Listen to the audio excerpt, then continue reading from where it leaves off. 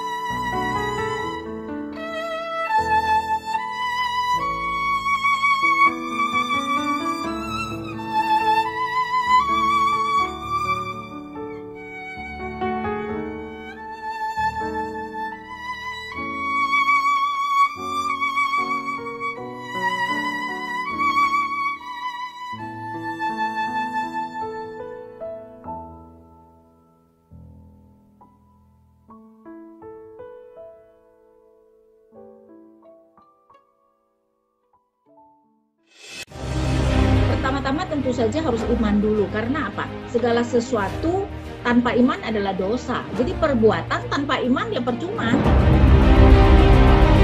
Kalau saya bilang sih seharusnya kita harus menyadari bahwa segala sesuatu yang terjadi itu kan adalah di dalam pemeliharaan Tuhan.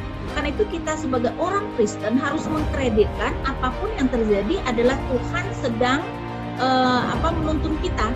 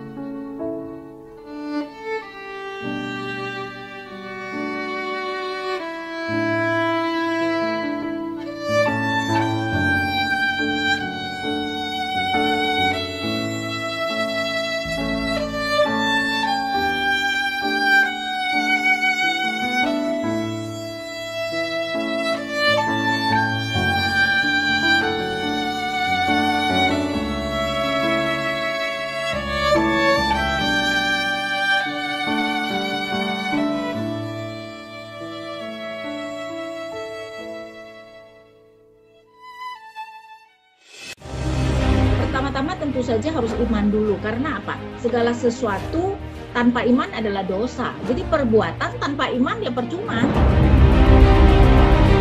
Kalau saya bilang sih seharusnya kita harus menyadari bahwa segala sesuatu yang terjadi itu kan adalah di dalam pemeliharaan Tuhan. Karena itu kita sebagai orang Kristen harus mengkreditkan apapun yang terjadi adalah Tuhan sedang menuntun kita.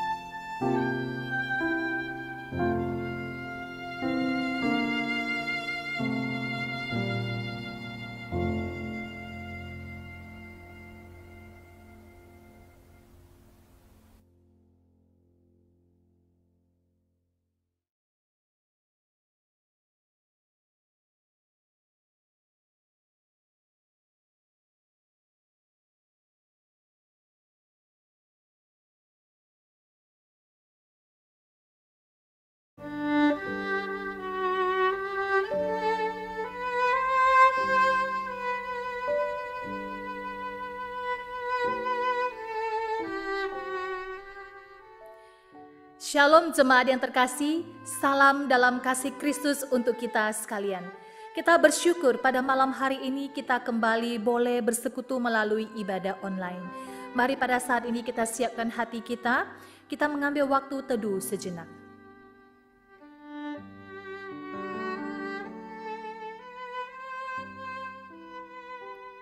Amin. Saudara yang terkasih, tiada terselami kasih Tuhan atas hidup kita. Mari pada saat ini kita naikkan pujian sebagai ungkapan syukur kepada Dia yang telah memberkati, menyertai, dan memelihara hidup kita. Kita naikkan pujian. Ku naikkan syukur kepadamu, ya Tuhan.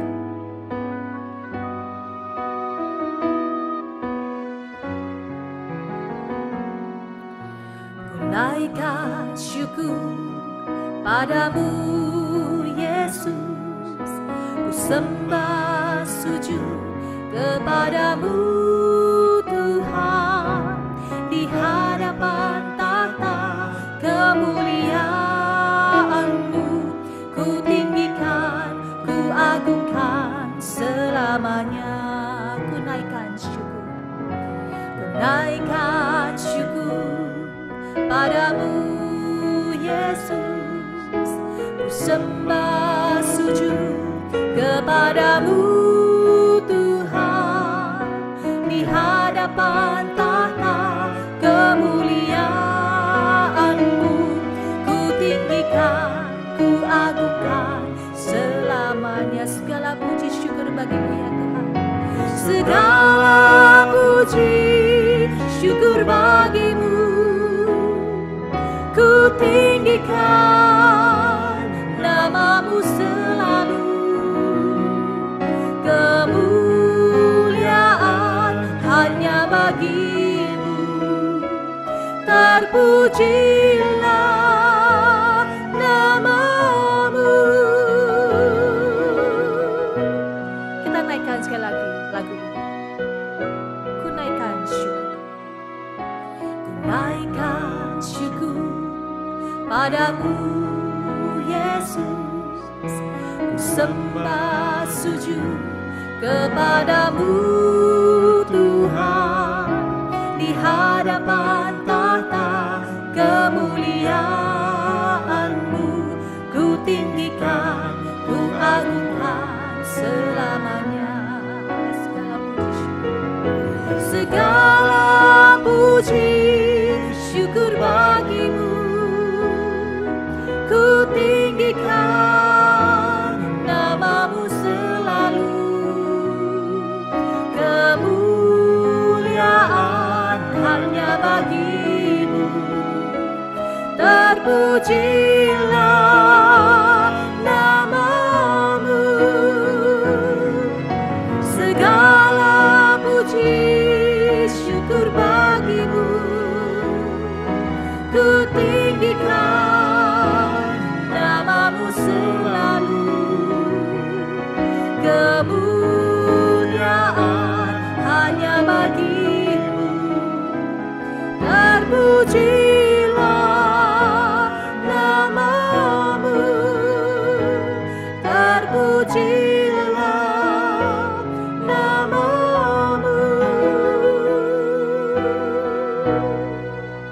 Haleluya, terpujilah nama Tuhan. Mari saat ini kita berdoa dan bersyukur untuk penyertaan dan pemeliharaan Tuhan yang nyata dalam kehidupan kita hingga hari ini. Mari bersama-sama kita berdoa. Bapa di surga, kami mengucap syukur untuk kasih setia-Mu, penyertaan dan pemeliharaan-Mu dalam kehidupan kami. Kami ada hingga hari ini itu karena anugerah-Mu, karena Engkaulah satu-satunya sandaran hidup kami dan pengharapan kami. Sungguh Tuhan, Engkaulah Allah yang tidak pernah sedetik pun meninggalkan kami. Terlebih dari semua berkat penyertaan dan pemeliharaan-Mu atas hidup kami, kami juga telah menerima jaminan keselamatan di dalam Tuhan Yesus Kristus. Inilah berkat anugerah yang terbesar dalam hidup kami ya Tuhan. Bahkan tidak bisa dibandingkan dengan apapun di dunia ini. Terima kasih ya Tuhan. Ini doa ucapan syukur kami. Di dalam nama Tuhan Yesus kami berdoa. Amin.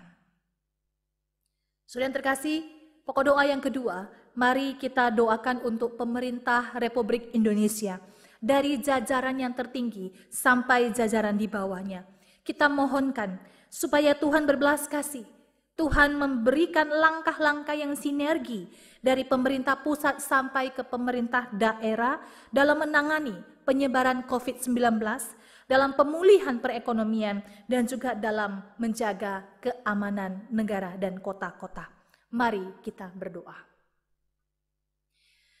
Bapa di dalam surga, kami mohonkan belas kasih-Mu untuk bangsa dan negara kami Indonesia. Khususnya saat ini kami bawa pemerintah Republik Indonesia dari jajaran yang tertinggi, Presiden, sampai ke jajaran menteri, sampai kepada pemerintah daerah, supaya bersama-sama mereka boleh bersinergi dalam menangani penyebaran COVID-19. Kami mohonkan belas kasih dan pertolongan-Mu bagi pemerintah kami, ya Tuhan. Berikanlah mereka hikmat bijaksana. Begitu juga dengan pemulihan perekonomian di Indonesia, ya Tuhan. Kami mohonkan supaya ada langkah-langkah yang tepat, yang bijak, yang dapat diambil oleh pemerintah kami dalam pemulihan perekonomian di Indonesia. Kami mohonkan belas kasih-Mu, ya Tuhan. Bahkan untuk keamanan negara kami, bahkan kota di mana kami ada saat ini dan tinggal hari ini. Tuhan, kami percaya kuasa tangan Tuhanlah yang menaungi dan melindungi. Terima kasih ya Tuhan. Di dalam nama Tuhan Yesus Kristus kami berdoa. Amin. Pokok doa yang ketiga, mari kita doakan persiapan pembukaan ibadah konvensional GKY Kebayoran dan juga GKY lokal lainnya. Mari kita berdoa. Bapa di dalam surga, kami bawa permohonan bagi para majelis dan hamba-hamba Tuhan GKY Kebayoran Baru dalam mempersiapkan dengan baik ibadah konvensional yang tidak lama lagi akan kami lakukan. Setiap langkah persiapan kiranya Tuhan Engkau turut bekerja. Kami juga rindu ya Tuhan, supaya jemaat dapat mempersiapkan diri dan hati untuk kembali beribadah secara konvensional di gereja. Tuhan, kami tahu gereja bukan hanya gedung, gereja sesungguhnya adalah diri kami. Namun Tuhan, kami rindu bisa hadir kembali dalam pertemuan ibadah secara tatap muka. Biarlah hati kami tetap merindukan bait-Mu, ya Tuhan. Terima kasih. Ini doa kami. Di dalam nama-Mu Tuhan Yesus Kristus kami berdoa. Amin. Saudara terkasih, pemazmur 119 di dalam Mazmur 119 ayatnya yang 105 berkata demikian. Firman-Mu adalah pelita bagi kakiku dan terang bagi jalanku. Mari Bapak Ibu Saudara, kita sebagai orang-orang percaya, kiranya hidup kita adalah hidup yang berkualitas, yaitu hidup yang bukan hanya mengetahui firman Tuhan, tetapi hidup yang mau mempraktikkan kebenaran firman Tuhan di dalam kehidupan kita hari demi hari. Mari kita siapkan hati kita untuk mendengarkan kebenaran firman Tuhan.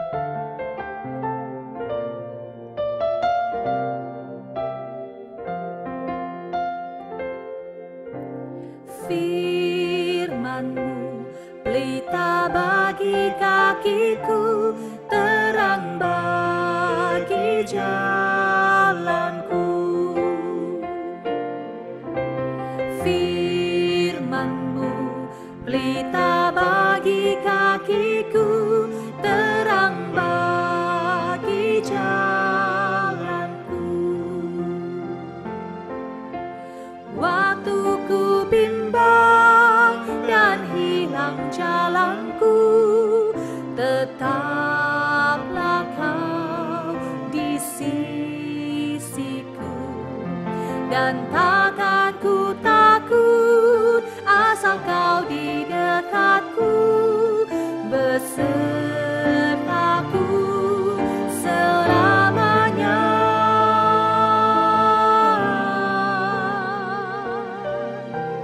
Firman-Mu pelita bagi kakiku, terang bagi jalanku.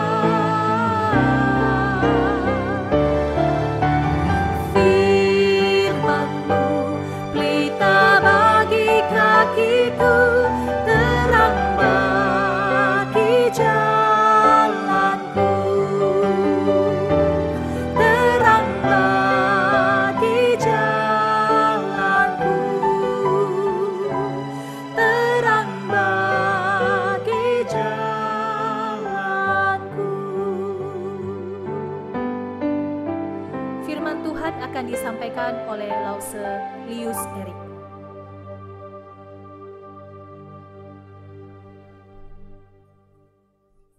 Shalom, selamat malam Bapak, Ibu, Saudara terkasih di dalam Tuhan.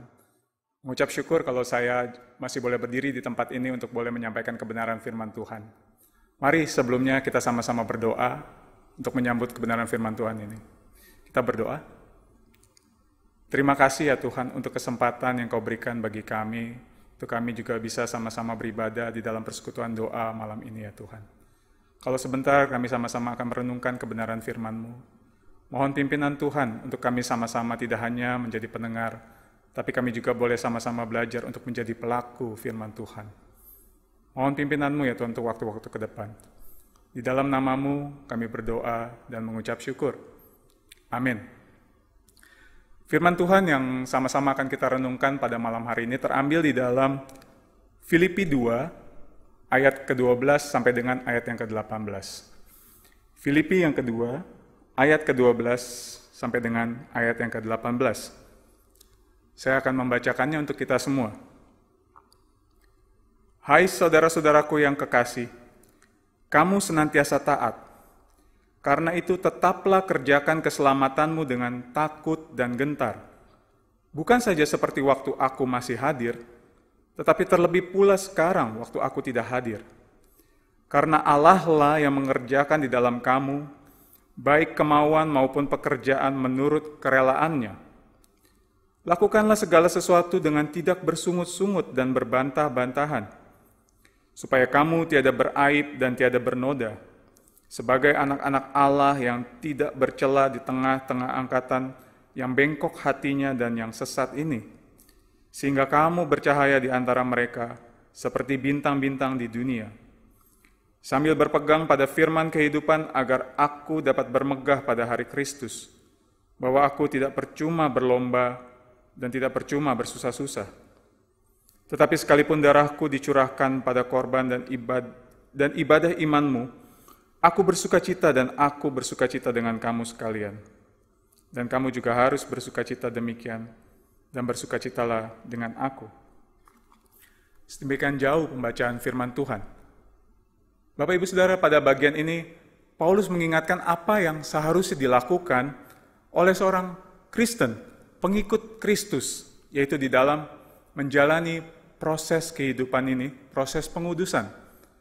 Kalau kita melihat kembali di bagian awal pembacaan, tepatnya di ayat ke-12, kita melihat Paulus sedang menasihati jemaat di Filipi untuk mengerjakan keselamatan mereka dengan takut dan gentar. Di dalam bahasa Inggris, kata mengerjakan ditulis dengan kata work out, bukan work for. Jadi ketika Paulus menyampaikan perkataannya ini, yaitu kerjakan keselamatanmu, Paulus tidak sedang membicarakan tentang melakukan sesuatu untuk mendapatkan keselamatan itu. Mereka, jemaat Filipi, sudah memperoleh keselamatan itu. Dan jemaat Filipi menyadari hal itu. Surat Paulus kepada jemaat di Filipi ini ditujukan kepada orang-orang yang sudah percaya. Mereka yang sudah mengalami keselamatan itu. Kalau kita lihat di bagian awal surat, tepatnya di Filipi 1 ayat 1, Bapak Ibu Saudara dapat melihatnya bahwa siapa yang Paulus tujukan ketika dia menulis surat ini. Dia menunjukkannya kepada, dikatakan semua orang kudus di dalam Kristus di Filipi. Dan juga dikatakan kepada para penilik jemaat dan juga para diaken. Dan Paulus pada bagian ini juga sedang tidak membicarakan keselamatan secara pribadi saja. Kata mu pada kata keselamatanmu menggunakan bentuk jamak, Bapak Ibu Saudara, atau lebih dari satu orang. Jadi pada bagian ini ketika Paulus mengatakan kerjakan keselamatanmu, Paulus sedang berbicara tentang jemaat Filipi sebagai gerejanya, komunitas keluarga Allah, tentang mengerjakan keselamatan dalam arti bagaimana seharusnya hidup mereka menjadi saksi bagi dunia. Lalu kita melihat di ayat ke-13, bagaimana proses mengerjakan keselamatan itu.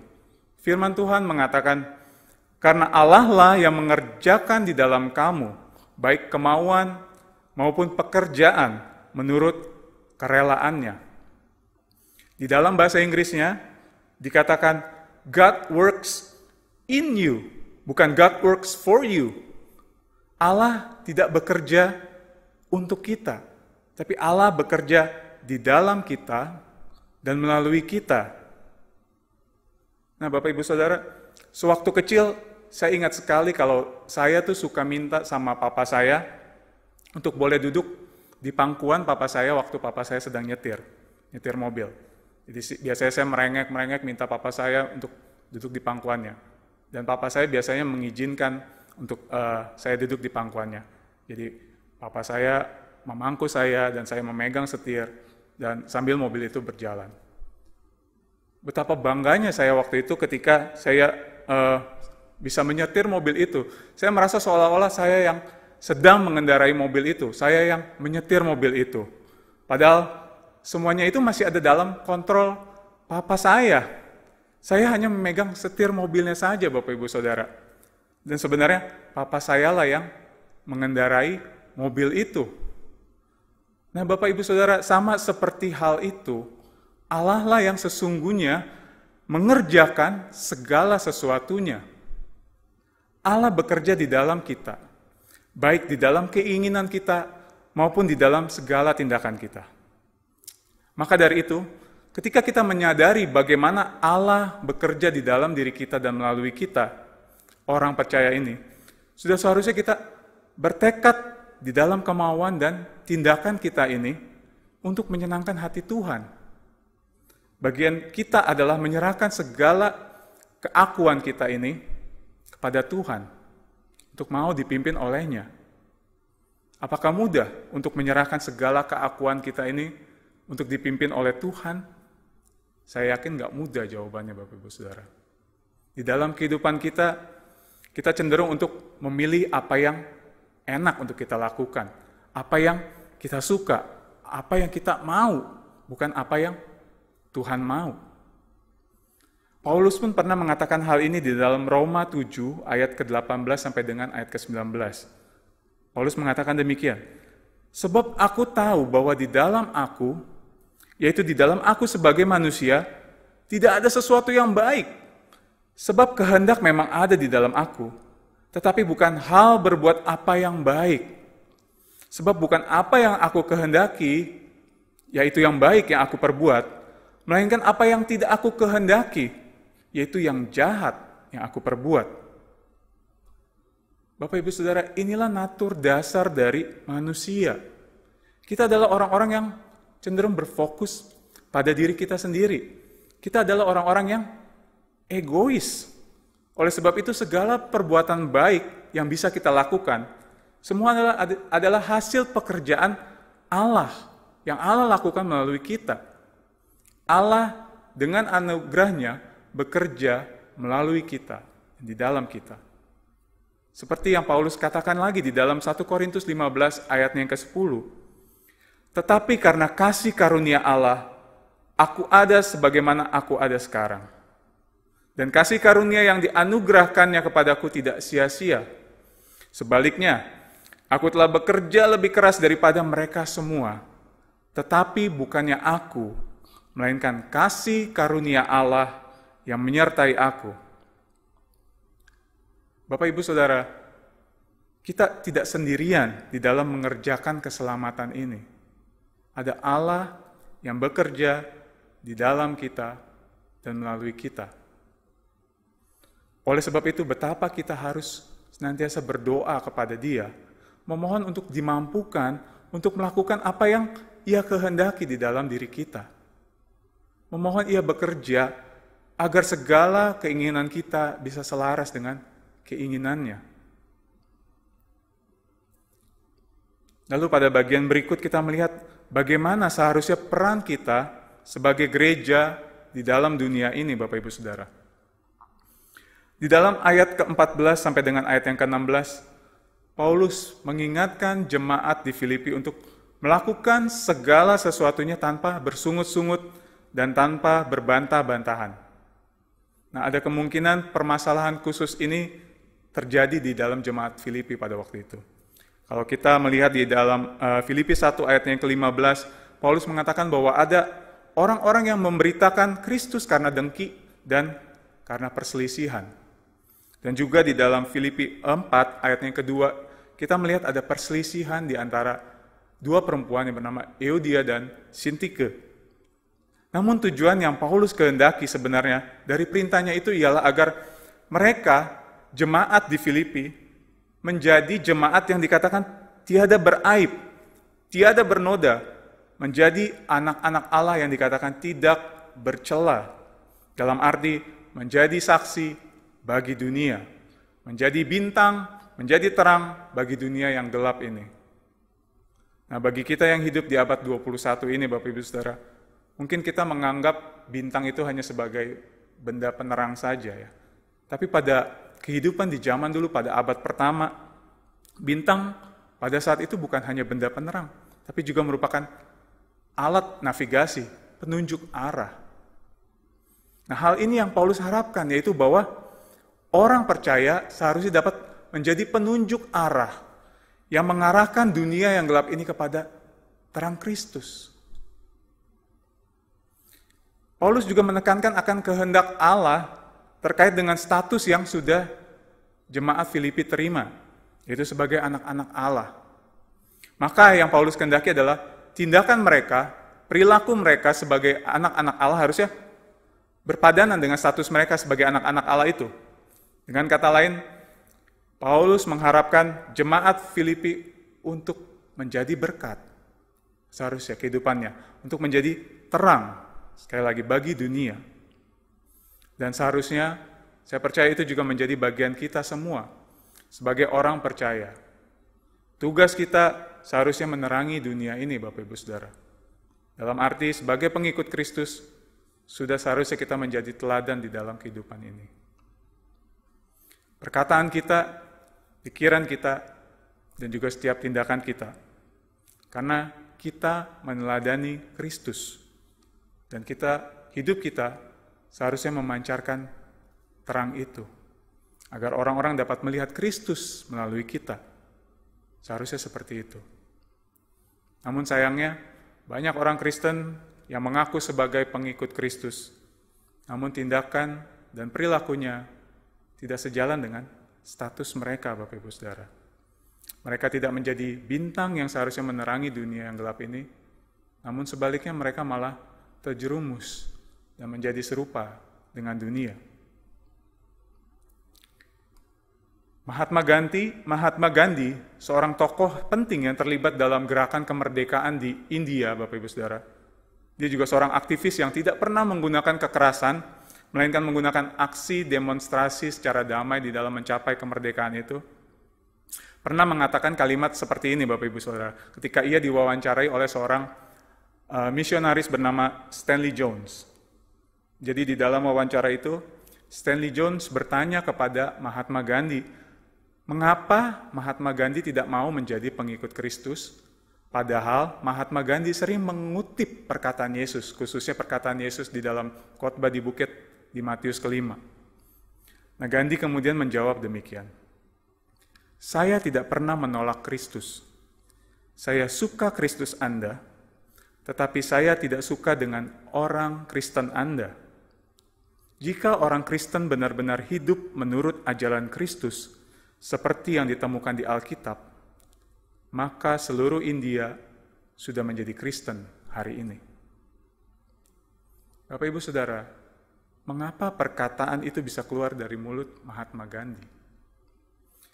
Karena ia melihat ada yang tidak sinkron di antara Yesus dan kehidupannya Yesus dengan pengikut Kristus, orang-orang yang mengaku pengikut Kristus dan perilaku mereka. Dan kita juga melihat hal itu hari-hari ini kan Bapak Ibu Saudara. Banyak pengikut Kristus yang ternyata tindakannya, perkataannya, perilakunya tidak sesuai dengan statusnya sebagai pengikut Kristus, anak-anak Allah. Kita masih melihat ada pengikut Kristus yang tidak menunjukkan kasih kepada saudara seiman. Kita masih melihat ada pengikut Kristus yang tidak mau mengampuni saudaranya sendiri. Kita masih melihat ada pengikut Kristus yang masih berlaku kasar terhadap istrinya. Kita melihat ada pengikut Kristus yang hidupnya terus bersungut-sungut atas keadaannya, atas keluarganya, atas keadaan gerejanya, dan atas keadaan dunia ini. Kita melihat ada pertikaian di antara sesama anggota gereja karena berbagai isu. Dan kita juga masih melihat ada perselisihan antara denominasi gereja karena mereka masing-masing merasa diri mereka benar. Bapak, Ibu, Saudara, perilaku kita sebagai orang-orang yang telah ditebusnya, sebagai anak-anak Allah, seharusnya adalah mengerjakan keselamatan itu dengan takut dan gentar. Sehingga orang-orang bisa melihat Kristus melalui hidup kita. Untuk Allah dapat bekerja di dalam dan melalui kita, diperlukan ketaatan di dalam diri kita, Bapak Ibu Saudara. Yaitu di dalam menjalani proses pengudusan ini. Sebuah proses yang kita lewati pasti memerlukan waktu. Dan juga waktu yang gak mudah untuk kita hadapi. Karena apa? Kita hidup di dunia yang bergerak sangat cepat, Bapak Ibu Saudara. Segala sesuatu berubah begitu cepat. Manusia dituntut untuk terus mengikuti perkembangan zaman yang ada. Kalau enggak akan ketinggalan, katanya. Berbagai bidang mengalami perubahan yang begitu cepat itu. Otomotif, IT, telekomunikasi mungkin yang paling berasa. Dunia juga menawarkan segala hal yang serba instan, serba cepat. Jika hal tersebut enggak instan, enggak cepat, dan enggak simple, enggak mudah, biasanya orang-orang kan cenderung untuk meninggalkan. Sedangkan ketaatan dalam proses pengudusan adalah sebuah proses yang kita jalani hari demi hari, Bapak Ibu Saudara. Sebuah proses yang boleh dibilang sebenarnya lambat kalau boleh kita bilang. Namun itu juga proses seumur hidup yang membutuhkan ketaatan kita. Namun syukur kepada Allah karena kita nggak melakukan hal itu sendirian. Di dalam menjalani proses pengudusan ini, Bapak Ibu Saudara, Allah senantiasa beserta dengan kita. Dan Ia terus bekerja di dalam kita. Segala kebaikan kita, kasih kita, sukacita kita, dan semua hal baik lainnya berakar dari Allah. Oleh sebab itu kita harus senantiasa percaya kepadanya dan bersandar kepada kekuatannya yang Ia kerjakan melalui kita. Dan kita tahu bahwa seperti yang Paulus katakan berikutnya di dalam ayat 16a dari Filipi kedua, bahwa yang menjadi dasar kekuatan kita, bagi kita gerejanya ini, di dalam mengerjakan keselamatan itu, adalah dengan tetap berpegang teguh pada firman kehidupan, pada firman Tuhan. Kata berpegang dalam bahasa Inggris menggunakan kata hold fast, yang berarti memegang dengan erat, Bapak Ibu Saudara. Memegang erat firman kehidupan itu di dalam menjalani kehidupan ini. Kalau seumpama kehidupan kita, Bapak Ibu Saudara, seandainya di dalam menjalani kehidupan kita, kita harus minum satu obat yang harus kita minum setiap hari. Kalau kita nggak minum obat itu, maka kita akan mati. Maka, apakah mungkin kita akan melewatkan hari kita berikutnya dengan tidak meminum obat itu? Saya yakin ketika kita bangun pagi, kita langsung berpikir untuk segera minum obat itu, bukan Bapak Ibu Saudara? Nah, demikian juga seharusnya pandangan kita terhadap firman Tuhan. Firman Tuhan adalah bagaikan obat yang kita butuhkan setiap harinya untuk membuat kita hidup di dalam dan memampukan kita menjalani hari demi hari, menjalani proses pengudusan ini, Bapak Ibu Saudara. Dan kita juga tahu siapa pribadi yang menjadi teladan di dalam kita menjalani proses pengudusan ini, di dalam kita mengerjakan keselamatan ini. Itu adalah Yesus sendiri. Di dalam perikop sebelumnya, di dalam Filipi 2 ayat ke-5 sampai ke-8, kita melihat bagaimana Yesus, Sang Anak Allah itu, rela untuk merendahkan dirinya. Dia mengosongkan dirinya dan mengambil rupa seorang hamba. Menjadi sama dengan kita manusia. Bahkan dia turun lebih rendah lagi, menjadi lebih rendah dari kita, melalui ketaatannya untuk mati di kayu salib. Satu kematian yang sangat dianggap rendah pada waktu itu, dan sangat memalukan. Dan ia melakukan itu semua atas dasar keinginannya sendiri, Bapak Ibu Saudara. Dia nggak sedang berpura-pura ketika melakukan itu, dia sungguh-sungguh melakukannya. Dan ia melakukan itu semua bagi kita. Yesus yang adalah Tuhan telah melakukan itu semua bagi kita. Oleh sebab itu, Bapak Ibu Saudara, memang sudah sepantasnya jika memang hanya Yesus saja yang layak untuk ditinggikan di dalam kehidupan kita. Dan seharusnya menjadi kerinduan kita juga sebagai para pengikut Kristus untuk membagikan kasih-Nya itu yang begitu besar kepada dunia yang belum mengenal Dia. Kiranya perenungan malam hari ini mengingatkan kita kembali bahwa Tuhan tidak hanya memanggil kita untuk mengerjakan keselamatan bagi diri kita sendiri. Tapi kiranya kita sama-sama diingatkan hari ini bahwa sebagai gerejanya, Tuhan memanggil kita untuk mengerjakan keselamatannya, untuk menjadi terang di dunia yang gelap ini. Tuhan memberkati. Mari sama-sama kita berdoa. Firman-Mu telah disampaikan ya Tuhan. Kami mengucap syukur ya Tuhan, untuk firman-Mu yang kembali mengingatkan kami ya Tuhan, bahwa sebagai gereja-Mu ya Tuhan, seharusnya kami menjadi terang ya Tuhan, seperti bintang-bintang di dunia ini ya Tuhan, untuk menerangi dunia yang gelap ini ya Tuhan. Tolong kami ya Tuhan, di dalam mengerjakan keselamatan yang Kau percayakan kepada kami ini ya Tuhan, agar sungguh melalui kami, banyak orang boleh mengenal Tuhan, dan banyak orang boleh semakin rindu untuk bisa mencintai Tuhan. Terima kasih Bapa. Di dalam nama-Mu kami berdoa dan kami mengucap syukur. Amin. Demikian persekutuan doa kita malam hari ini. Tuhan Yesus memberkati kita semua.